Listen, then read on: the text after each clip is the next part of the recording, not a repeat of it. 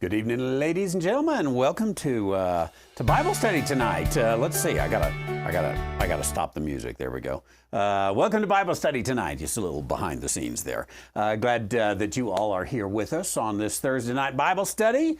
I love Thursday night Bible study for, 10, 12, 15. One of these days I'm going to figure out how long I've been doing this. Somewhere between 10 and 15 years.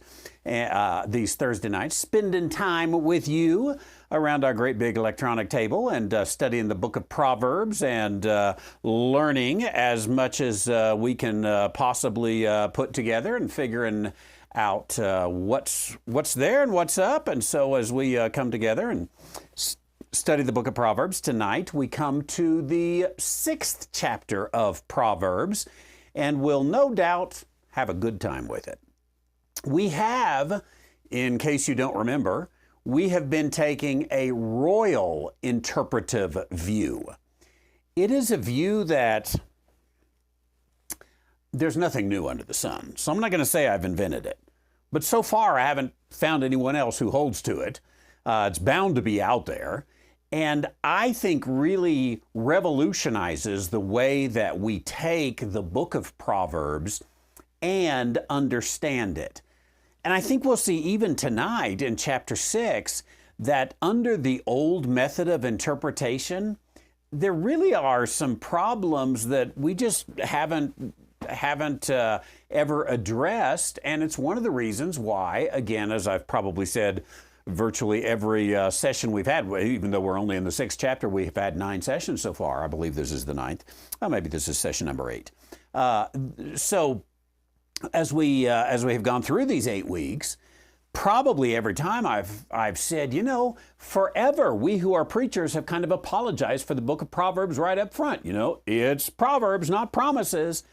Well, we look at some of the things that are given as promises and whoa, lo and behold, that ought to be taken as a promise, and it can be if we take it in context. And so we'll put some of those things together and continue the journey tonight in a what I think will be a fairly simple but, again, revolutionary understanding of the book of Proverbs, as we'll be right here tonight in Proverbs, the 6th chapter, and we'll learn a few things together. Now, Proverbs chapter 6 might seem, I would say, in the normal scheme of taking things, that is the way the Christian world does it. A lot of times I talk about evangelicalism, but this goes way beyond evangelicalism, even just the way Christendom takes Proverbs.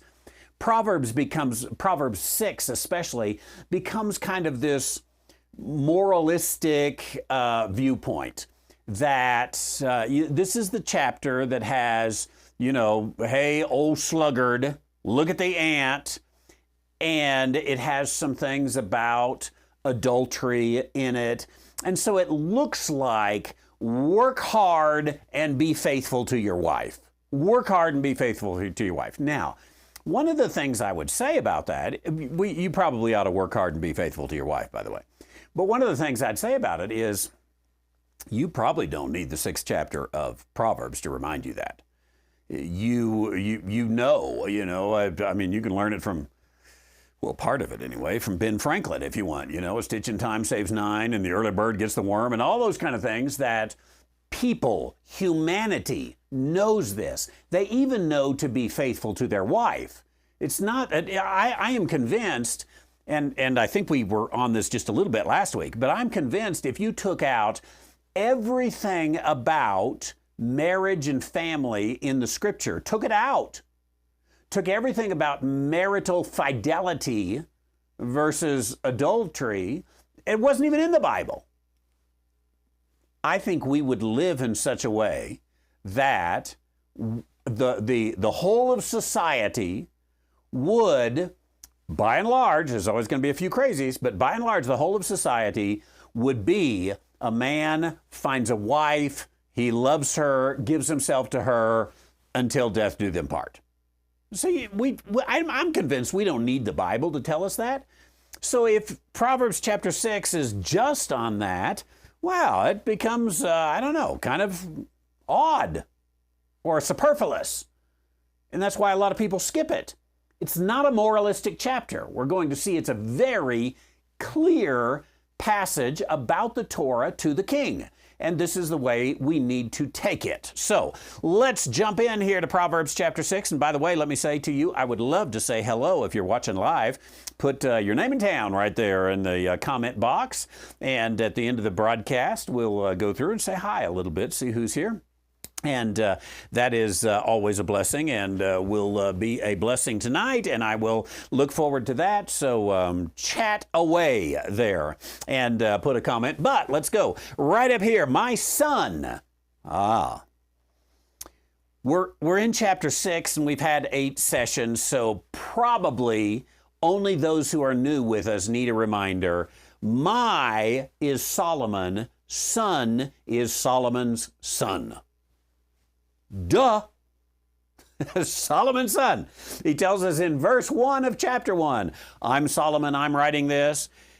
And then he goes in chapter 1 and says, hey, son, we are biblical literalists. Take it in a biblical literalist way. So this is to Solomon's son, Rehoboam. If you want to stretch that, you can stretch it to his grandsons, to the kings of Israel, to the kings of Judah, I really should say. So, my son, hey Rehoboam, here's what I'm telling you. If thou be surety for thy friend, if thou hast stricken thy hand with a stranger, stop right there. Hey son, if you've signed on someone else's note, if thou hast stricken thy hand with a stranger, that sounds a little almost like, hey, you got in a fight with somebody that you didn't know. But that's only the way we're taking it now. It is, did you shake hands? Did you make a deal with a stranger? If you did that, thou art snared. Get this eventually here. There we go. If you did that, thou art snared with the words of thy mouth. Okay. It was your mouth that got you into this. Yeah, I'll sign that note for you. Yeah, I'll shake on that deal. Thou art snared with the words of thy mouth. Thou art taken with the words of thy mouth. So he gives them some instruction. Do this now, my son. Okay, if you are surety on a note or you're in a deal with a stranger, do this, my son, and deliver thyself. When thou art come into the hand of thy friend, go, humble thyself, make sure thy friend. Give not sleep to thine eye, nor slumber to thine eyelids. Deliver thyself as a roe from the hand of the hunter, as a bird from the hand of the fowler. So, 5 verses. Again, in one sense here, they really are pretty simple verses. And they're verses that say, Rehoboam, catch that, don't miss it, do not put your name in here, I'm warning you now. Rehoboam, if you happen to be in surety with a stranger or in a deal with a stranger or with somebody else, you signed for a friend, a stranger, whatever, you got this deal, get out of it. Get out of it now. Run, don't walk. Get out today, not tomorrow. Now, if we take that to us, to me and you, then we should never sign as surety, ever. But some of you probably have signed as surety. We should never shake hands with a stranger and make an agreement with them. But some of us have shaken hands with a stranger and made an agreement with, well, until COVID came along and Dr. Fauci said, don't ever shake hands again. But, before Dr. Fauci, we used to shake hands, remember? And you would shake hands with a stranger. You'd shake hands with the banker. You make a deal. This, if you are my son, get out of it today before the sun goes down. Stop the Bible study and get out. But you might say, wait a minute. I'm in surety with my children. It was a blessing to them. It was helping them out. It may be that I'm stuck with the bill, but I understand that. I'm willing to do it. Or, yeah, I made a partnership with a stranger. They called me up. They had a good deal. I read the paperwork. I thought it was good for my family, for my business, for my community. I said yes. Well, get out of it. No, don't get out of it. That's what the preachers say. Don't get out of it. Or what about, maybe there's someone who really they are a good individual. They're a fine person. They're great, but they're struggling right now. You know they're struggling, and you say, "I'm going to help them out. I'm going to sign for surety." Is that really completely against the Scripture? I'm going to venture to say no. Now I know there's a lot of wisdom in being very careful to sign surety, to sign on someone else's note. I know that Dr. What's his name? Dave Ramsey.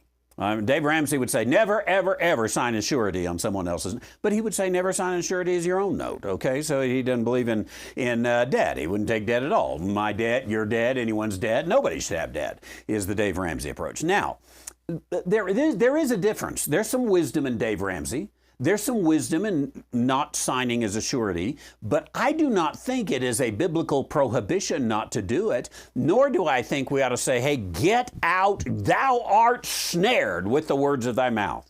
Go and humble yourself and get out of there like a deer away from the hunter. Do everything you can do to get out of it now. As a matter of fact, let's look at a couple of scriptures right here. If we go to the book of Exodus, what do we got here? Exodus chapter 22, verse 25. It says, in the Torah, if thou lend money. That's as far as we need to go, right? Does the Torah prohibit lending money? Nope. It has some regulations for how the Jews were to do it. If thou lend money to any of my people that is poor by thee, thou shalt not be to him a usurer. That is, don't charge him 615%. Neither shalt thou lay upon him usury. And, it goes on in the passage here. If thou take thy neighbor's raiment to pledge, thou shalt deliver it to him by the sun that goeth down. I'll be back in the morning for it. But you need something to cover yourself at night. It was a kindness in lending law, I guess you could say. But it's certainly not a prohibition. Let's look at another one in this. Let's go to Deuteronomy chapter 15, verse 8. Thou shalt open thy hand wide unto him, and shalt surely lend him sufficient for his need in that which he wanteth. The Bible required the person who had some to loan to the person who didn't have some. Required it. The Torah required it. Now, here, you could look at this and you say, okay, we've got a conflict. But I think we don't have a conflict unless you are the king. The king better not be on anybody's loans. The king better not be in any business deals. Why? Because the king has to be completely free from all encumbrances so that he does not make decisions which will favor his outcome rather than the national outcome. So if the king is surety for his friend, he just might make policies that will ensure that his friend is able to pay him back. It's a conflict of interest. So verses 1 through 5, far from being just a general moralistic, yeah, this is mostly true.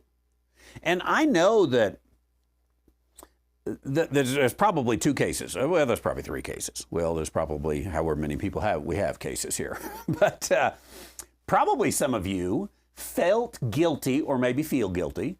You felt guilty at some time because there was a real need in your family, or there was a real need of someone you loved and cared for, and you signed on the note for them. You helped them out in that way, and they were blessed, and your heart said, do this. You felt like doing this. You wanted to do this. Logically, you said, I think they're going to be able to pay, but if they can't, I'll take it over. I will do it. So you did it. And then you felt guilty because you were supposed to read a Proverbs every day, and you came to the 6th of the month and you read Proverbs 6 and it said, get out of there, get out, be done with that. Well, I'm here to say you don't have to be guilty anymore. There are probably others who felt guilty in another way. A child, a friend, a loved one, a family member, whatever it was, had a need. You could have helped them. You wanted to help them, but it was the 6th of the month. And you just read Proverbs 6, and it said, don't do it. And so you said, hey, man, as much as I would like to, I'm just unable to help you. And you probably said, I would give it to you if I could, but I can't really give it to you. So there it is. Because of Proverbs 6. And then you went away and you felt guilty because, man, there's a real need there. So the guilt came on either side. And that's because you put yourself in the spot of being Solomon's son. And here's a newsflash. You ain't Solomon's son. Why don't we take it literally? Because we want to make every promise in the book is mine, every chapter, every verse, every line. And so we make these, again, moralistic kind of teachings. Now, if you're the king of Judah and you are in an alliance with someone else, or you have a conflict of interest with someone else, get out of it. This is why, and there's with President Trump, there's a fairly big debate about it, especially was in his first term. Most presidents put their business interest into a blind trust when they become president.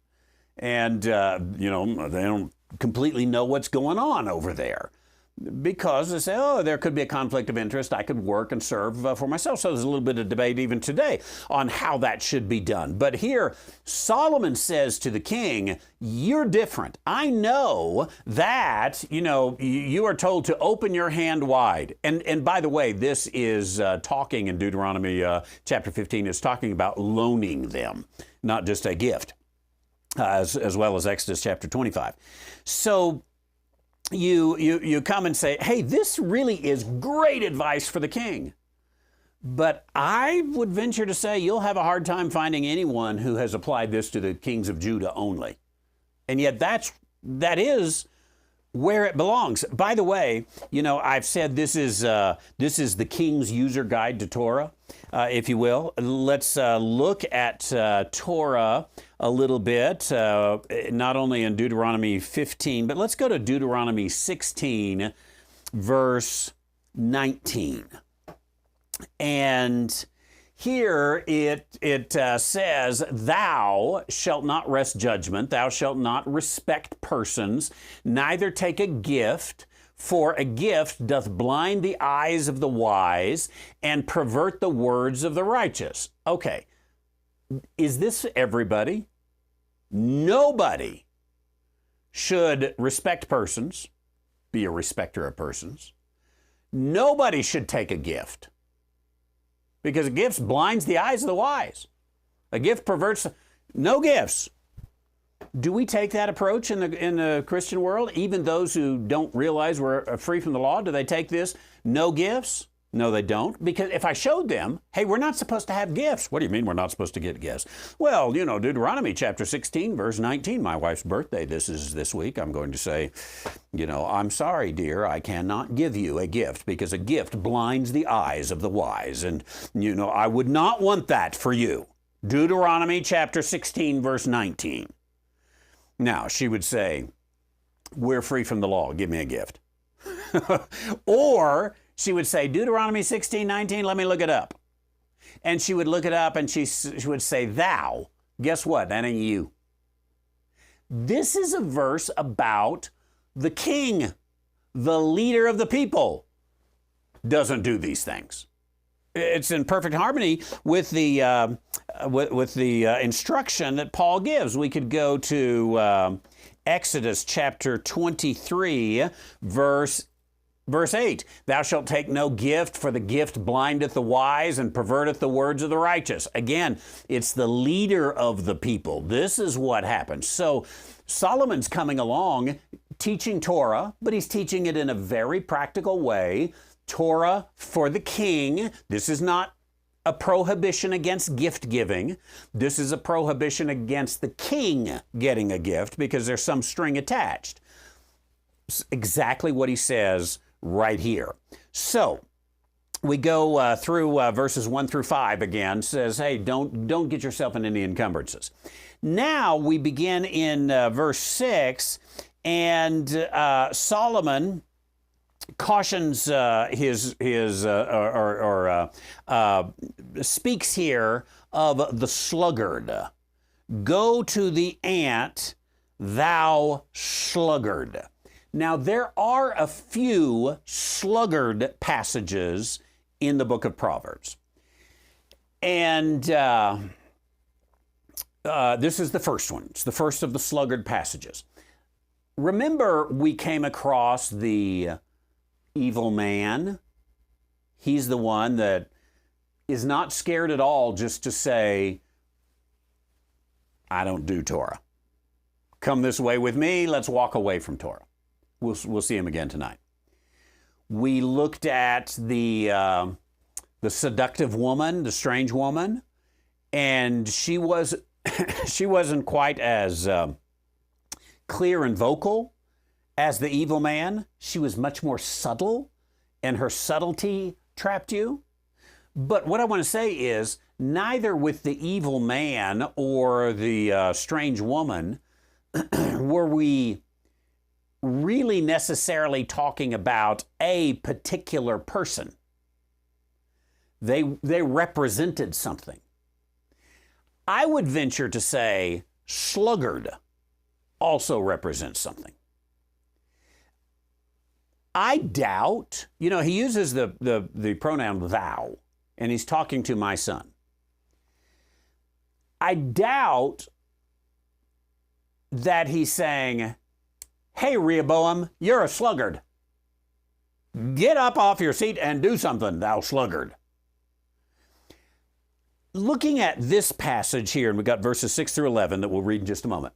Looking at verses 6 through 11, and then the other passages in the Proverbs that speak also about the sluggard, I think what we've got is that the sluggard is the one fitting in line with this royal interpretation. The sluggard is the king, Rehoboam, the king, is the king that is slow to carry out Torah, slow to do what Torah commands him to do. Little lackadaisical on this, little laissez-faire, a little, leave well enough alone, and I'll get to it one of these days. I know I should. It's sluggard in that regard, not just a general laziness. So the instruction here is, go to the ant, thou sluggard, consider her ways and be wise. You understand, you know this, we all know this passage very well.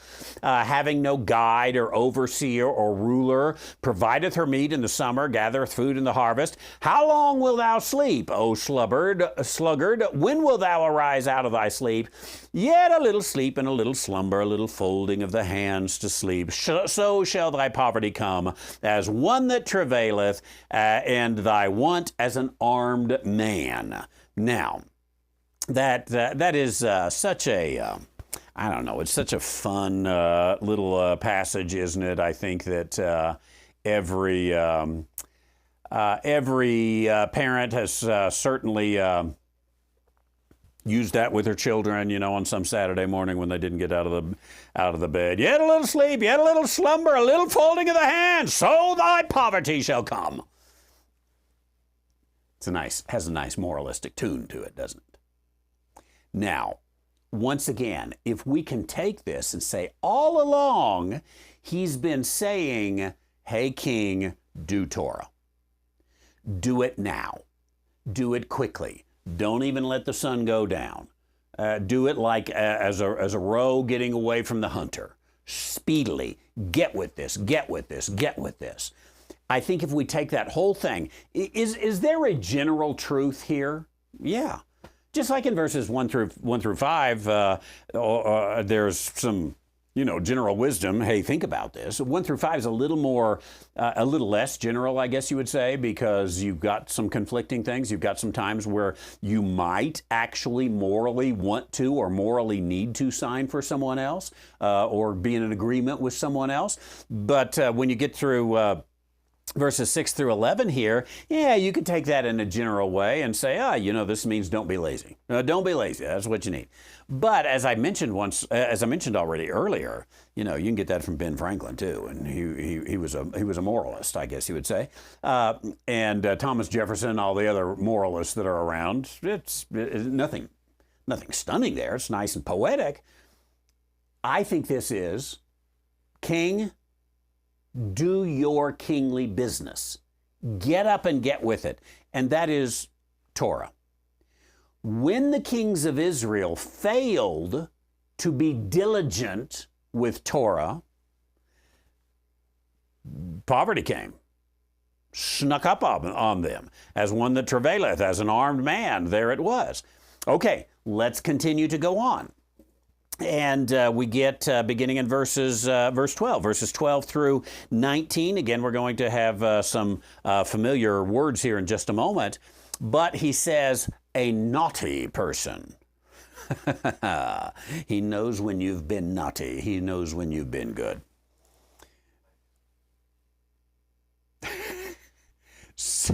I'm getting feedback from the live studio audience here.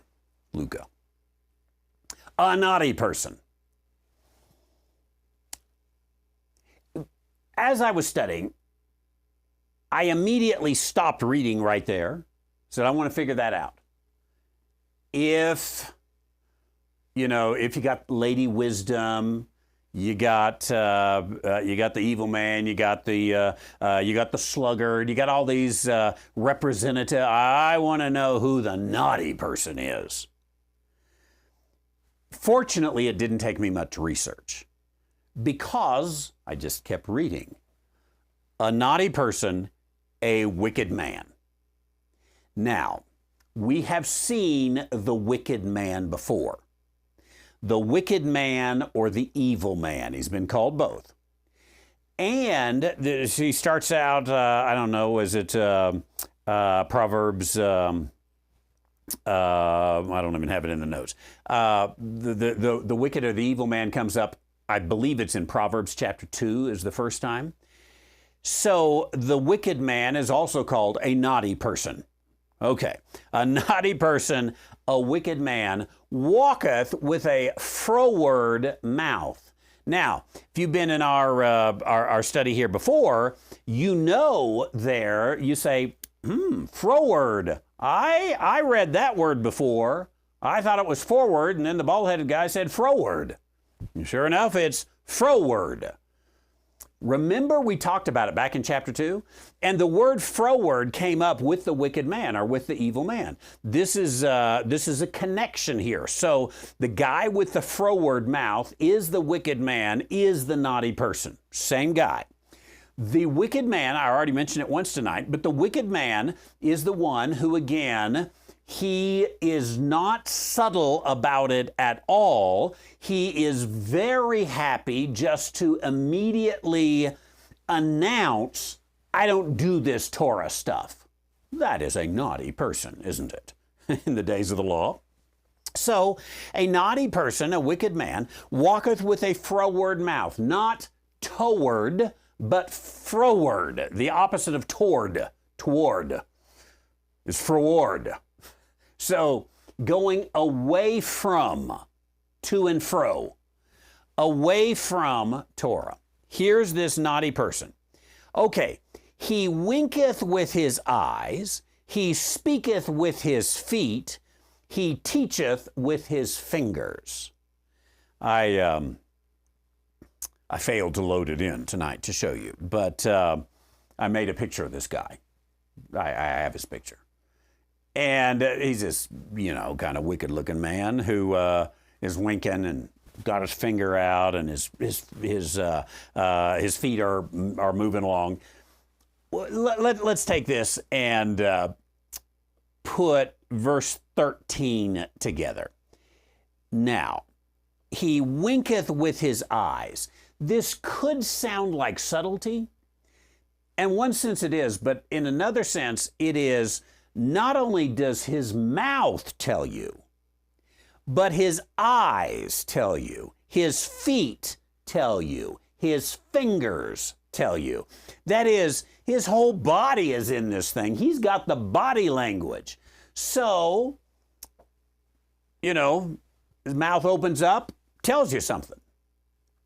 His eyes, that winketh with the eyes. I suppose it is humanity. I don't know. We probably got some people from all over the world tonight.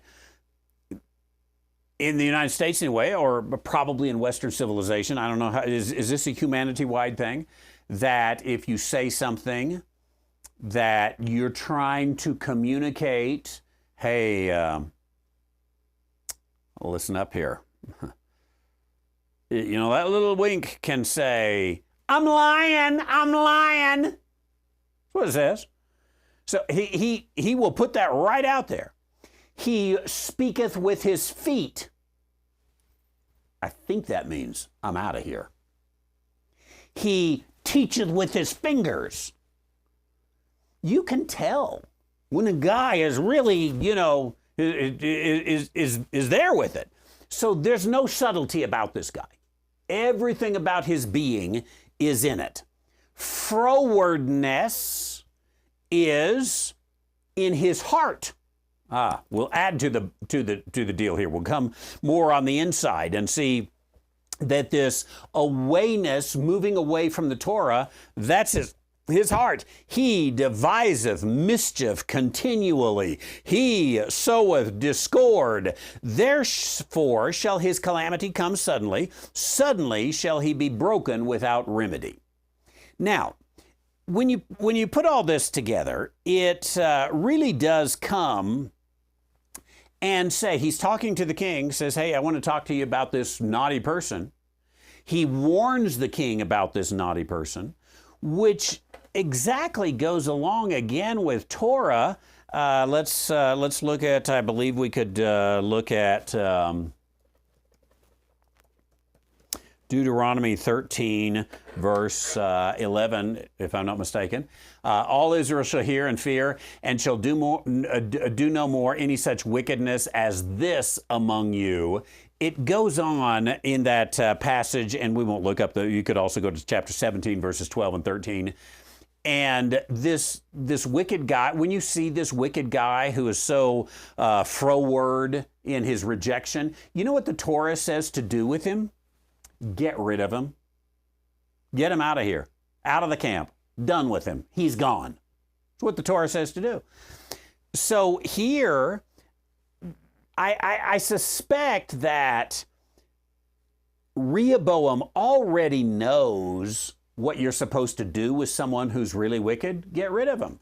Well, here, Solomon comes in and says, hey, you're the guy that's got to do the deporting. You're the guy that has to get rid of him. What do? A naughty person, a wicked man, walketh? You know what to do. This guy, he's in it all the way down from his eyeballs to his heart. He deviseth mischief continually. He soweth discord. Therefore, his calamity will come suddenly. He will be broken without remedy. You better get this guy out. Then there's the famous passage, I think related, these 6 things doth the Lord hate. Yea, 7 are an abomination unto him. These, the 7 things the Lord hates. There's going to be 7 deadly sins. That's where we have, I think, gluttony and whatnot. We'll try to skip that night.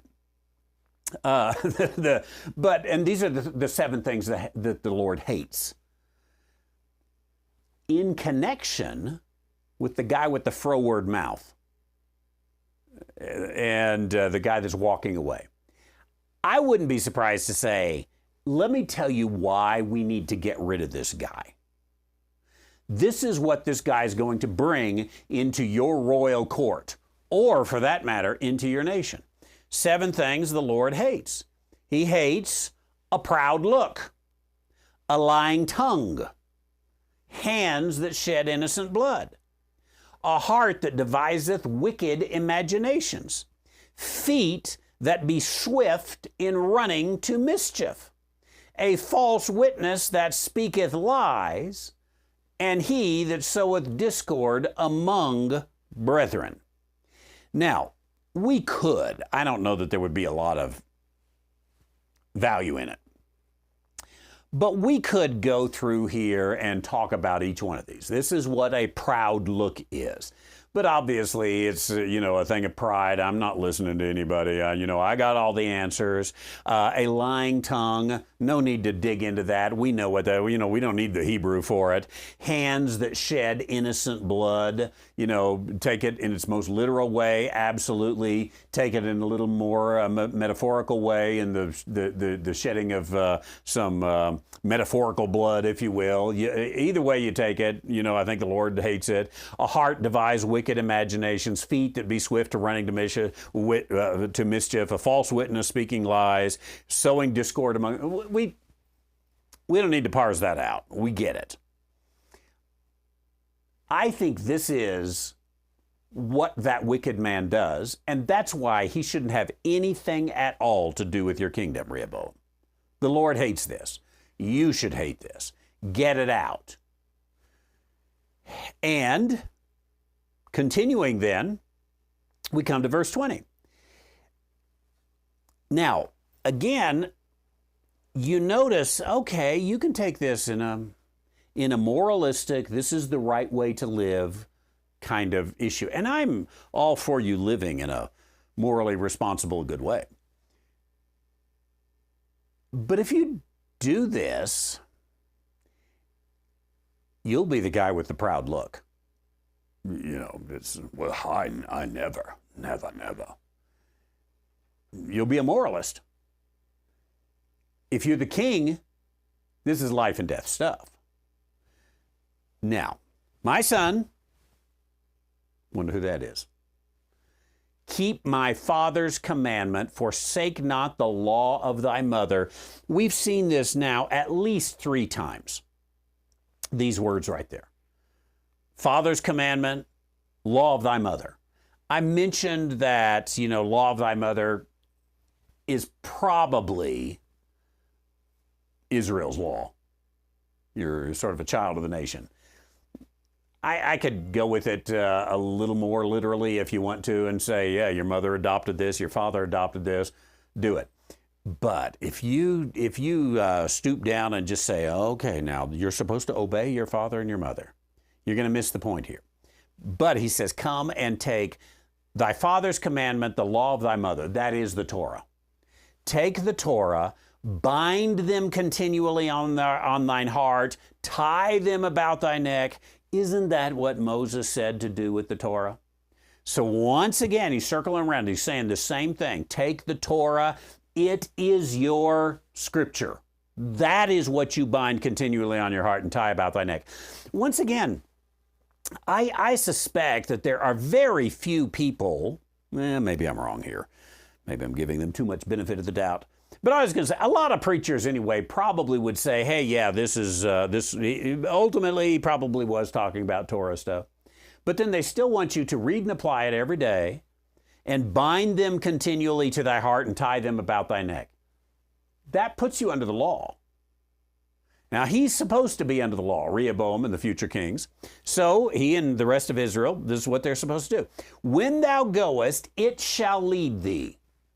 It's interesting that he says it right here when you've got, I guess it is singular, thy father's commandment, the law of thy mother. I bet Dad had more than one commandment just in his fatherly advice. And I bet Mom had more than one law in her motherly advice. This is coming down to a singular commandment, law. It's the ordinance. It's the Mosaic law. So take it, bind it. When thou goest, it shall lead thee. When thou sleepest, it shall keep thee. When thou awakest, it shall talk with thee. Your whole life is to be centered on Torah. That's what the king of Israel does. For the commandment is a lamp. The law is a light. That seems to kind of sound familiar, doesn't it? Thy word is a lamp unto my feet and a light unto my path. From Psalm 119, which is a celebration of Torah. So here, I think you can take, again, commandment right here. You can put Torah in if you want. Torah is a lamp. Torah is a light. The reproofs of instruction found in Torah are the way of life. You better live Torah. It will keep thee from the evil woman and the flattery of the strange woman. Now, maybe here we can take evil woman and strange woman. Let me get those highlighted for you, just so you have some color. How's that? Maybe we're talking about the same person. The evil woman, the strange woman. We've got the evil man. We've seen him above, the wicked man, the evil man, the naughty person. And then we've got the strange woman. We've seen her before. The evil man has a froward mouth. The strange woman, you can't get it from her mouth. Her mouth will say the right things. It's more of a secret pattern that she will be deceptive, bringing you. Probably here, evil woman is that woman who has a froward mouth. The woman who's not, doesn't try to beguile, she just puts it all out there. As the evil woman, which would be the first time we've seen her, but an equivalent to the evil man. The flattery, that's that subtlety there, the flattery of the tongue of a strange woman. Same one. Now, here's where you got to be careful in trying to get this and put it together. You could look at it and say, he's talking about young men and the women they may encounter. Watch out, Luca, for the evil woman. Watch out for the strange woman. Definitely watch out for the strange woman. And then it becomes a completely physical, moralistic kind of passage, really from here to the end, about adultery. I am going to venture to say this is not specifically about adultery and women and men and lust. That is the delivery package. But the problem with the strange woman all along, or the evil, in this case woman, but we could say man, the problem with both was that they were leading you away from Torah. Leading you away from, you the king, leading you away from your Torah obligations, your covenant obligations. And in that sense, all through the writings and the prophets, you've got the illustration of adultery used when it's talking about idolatry or leaving the Lord. I think that let's say take the book of Hosea, in the book of Hosea that the whole thing is not just some love lesson about Hosea taking a wife who's not faithful and then bringing her back. Isn't that a sweet love story? We ought to have this on the Hallmark, except it had to be PG-13, and we can't do that. So what a wonderful love story. Hosea is not a love story. Hosea is about the people of God being like Gomer and leaving their loving husband, the Lord. It's about idolatry, whether it's the evil woman or the strange woman. So just like you would not take the book of Hosea and say, this is a book about a failed marriage, nor should you take Proverbs 6, beginning in verse 24, and say, this is about men and women and their relationships and their faithfulness to one another. It's not about that. Now, if you read it in its simplest form, that's what you would get out of it. But please, those of us who join on Thursday night Bible study, let's not be people who read the Bible in its simplest form. Let's look at it and say, what's the message here? So we got the evil woman, froward. The strange woman, flattery. Lust not after her beauty in thine heart, neither let her take thee with thy eyelids. I think that's a little flattery. For some reason, I think of those old cartoons with the who was the Looney Tunes character that was like Mae West or something, and you know, her eyelashes fluttering in the wind there as she was trying to deceive someone. Obviously, there's a good point here just about men and women. This is not about that, really. This is, be very careful. There are strange women. That's a substitute for those who are deceptive, male, female, whatever, who will try to flatter you, try to get you into their domain, try to take control over you. Be very careful. For by means of a whorish woman is a man brought to a piece of bread, and the adulteress will hunt for the precious life.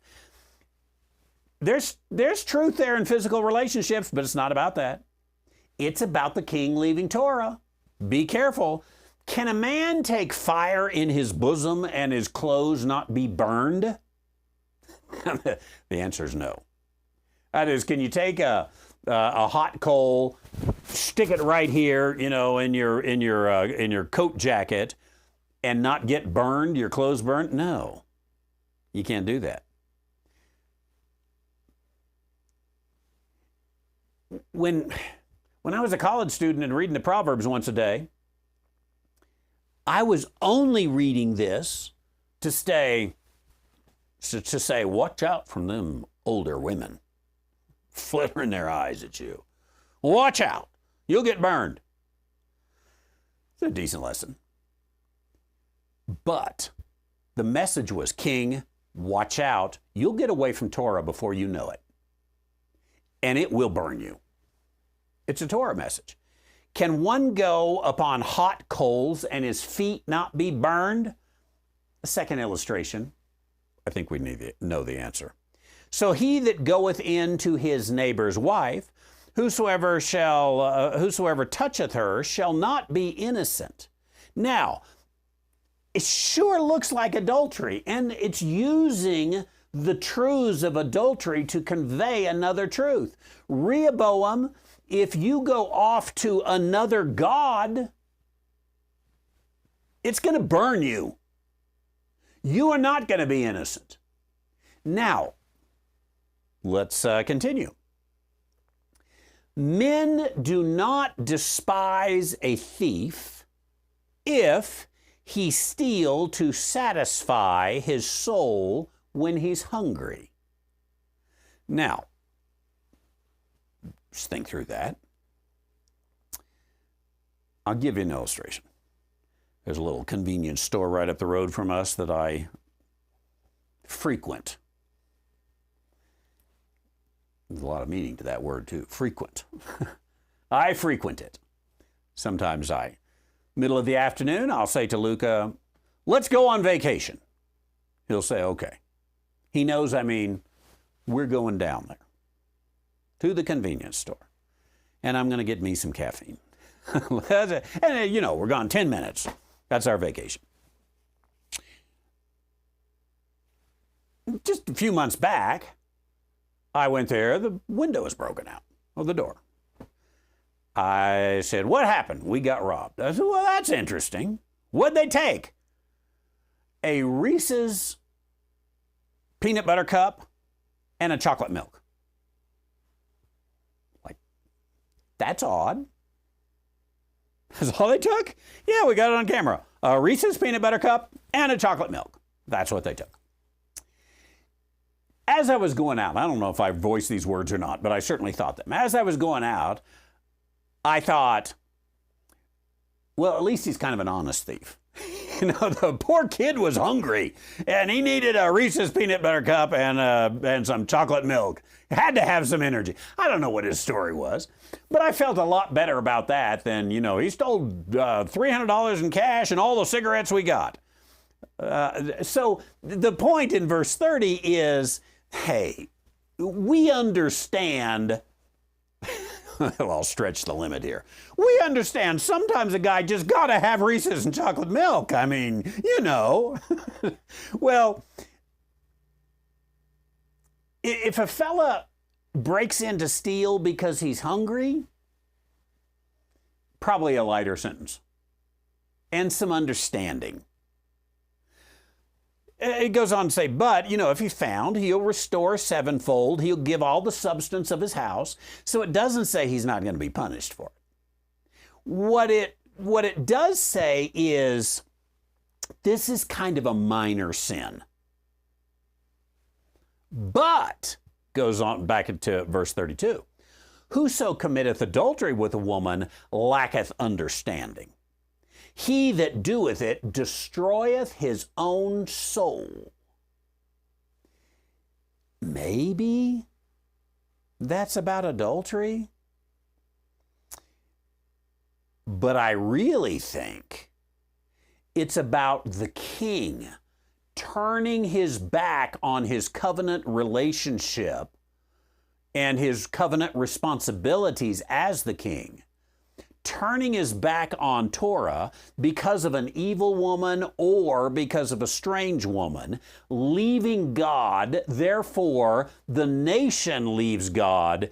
It destroys his own soul. A wound and dishonor shall he get. His reproach shall not be wiped away. For jealousy is the rage of a man. Therefore, he will not spare in the day of judgment. This sounds an awful lot like the judgment of God. I mean, I said judgment, in the day of vengeance. Isn't that when the Lord comes? And he comes with a jealous rage and says, you were the king.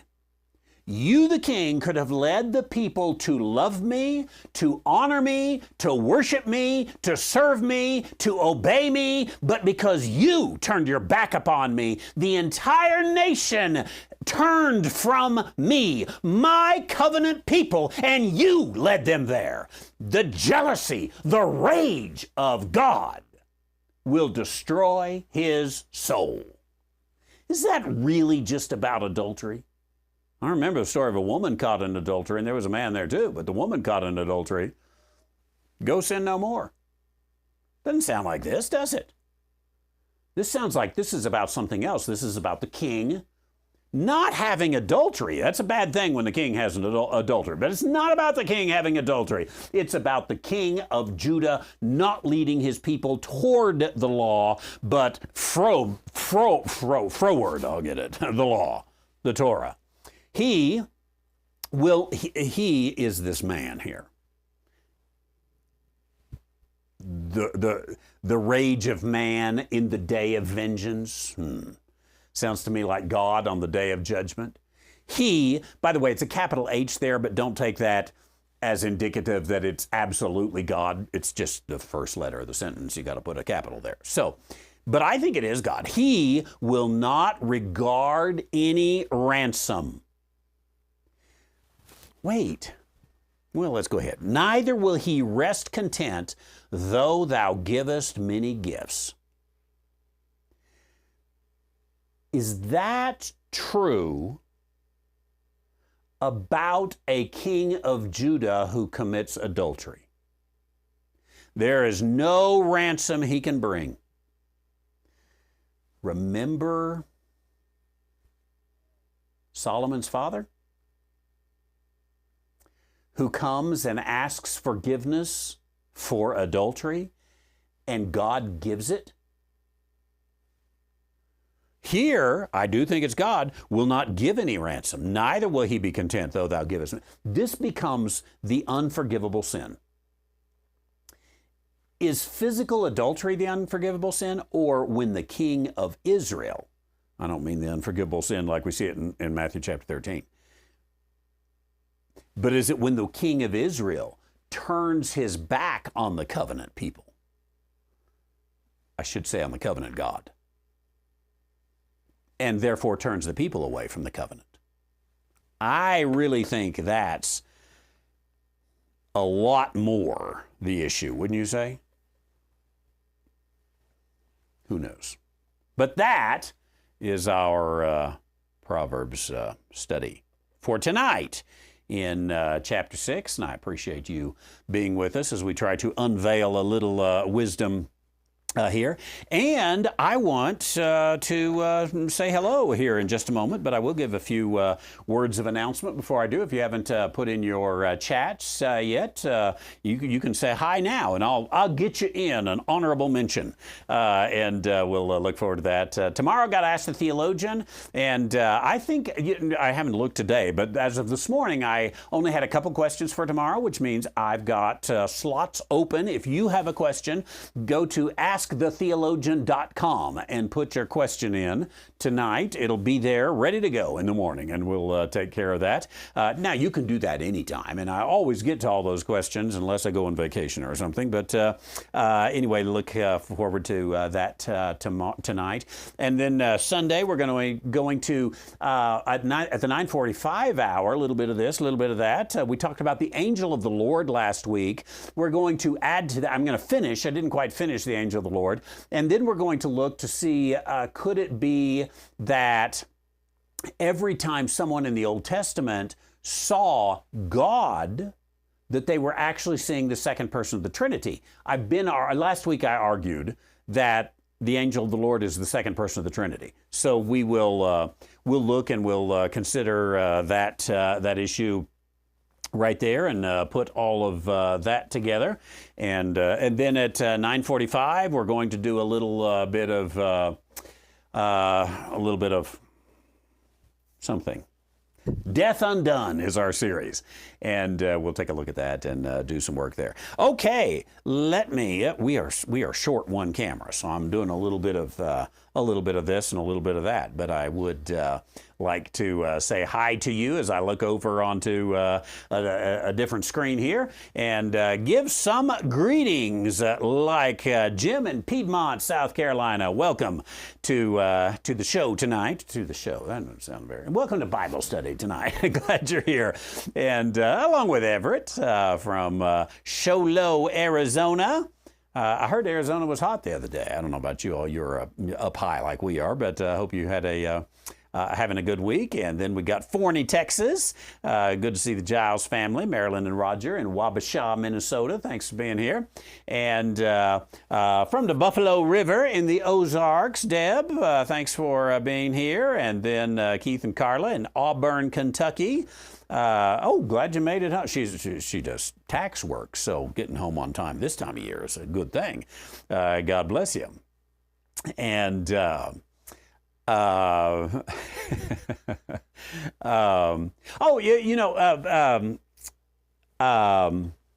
Chris and Forney brings up a good point here.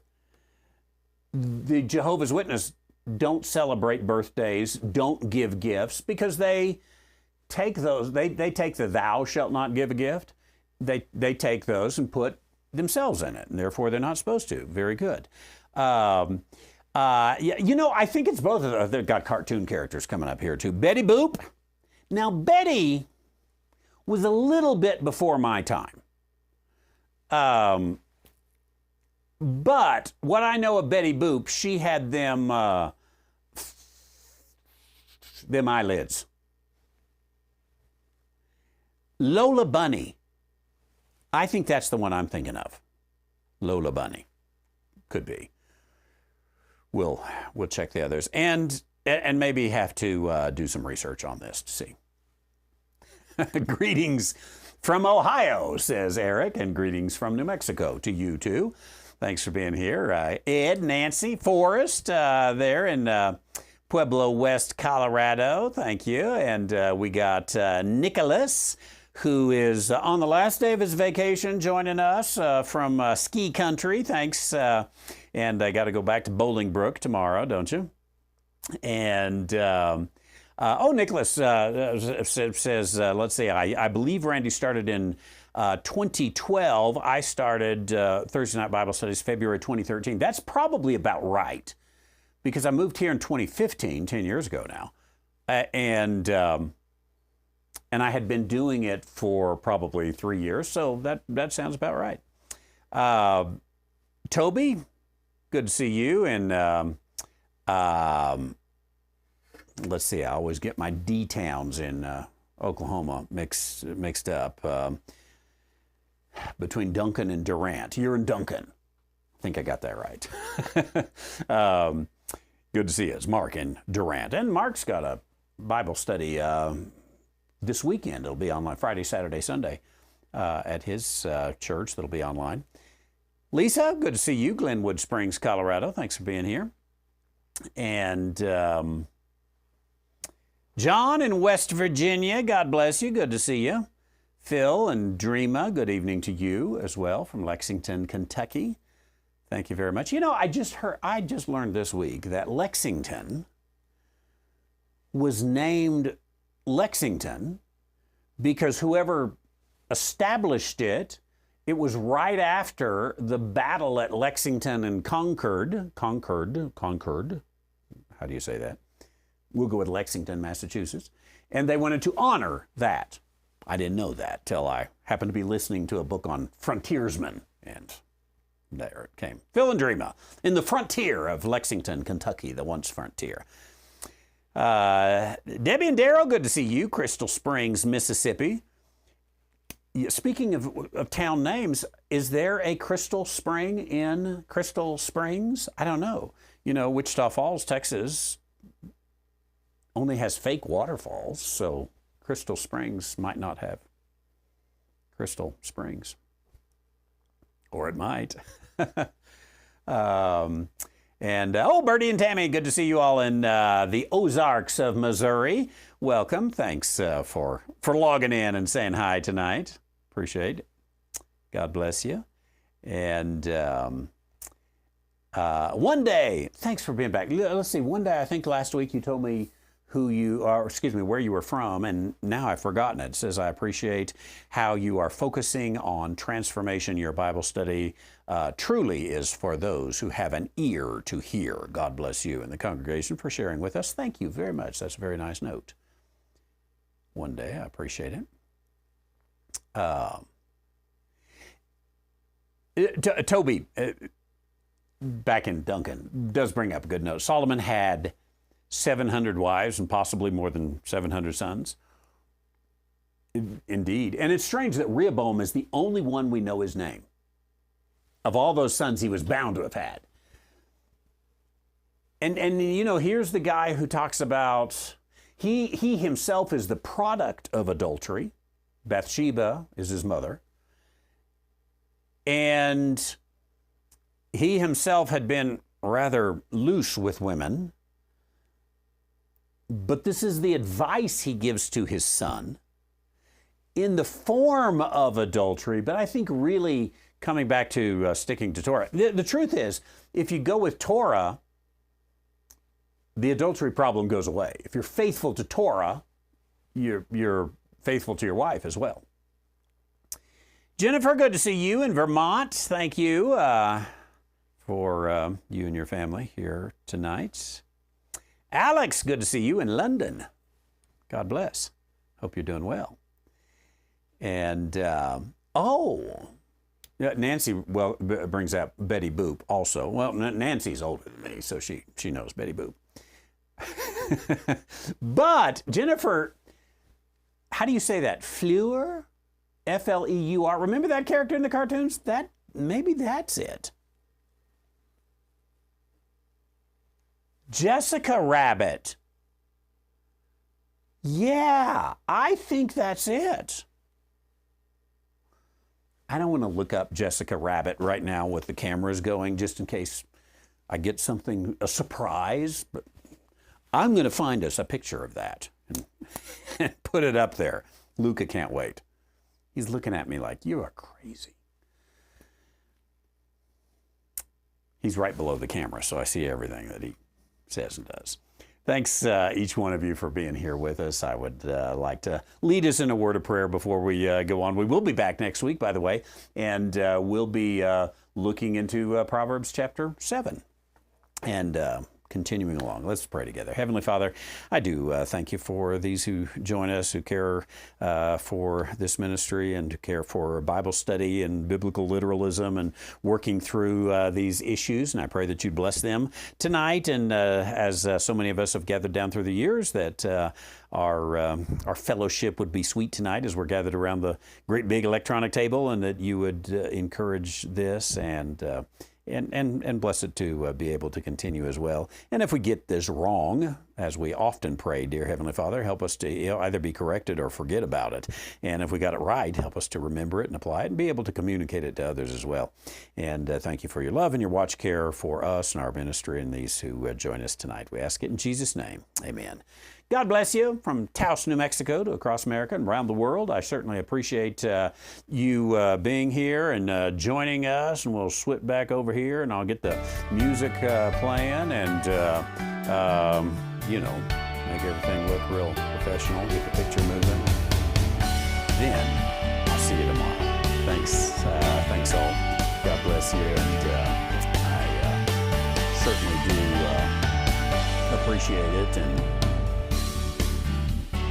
I think I'm supposed to push this button. There it goes. I disappeared, didn't I? God bless you. We'll see you soon.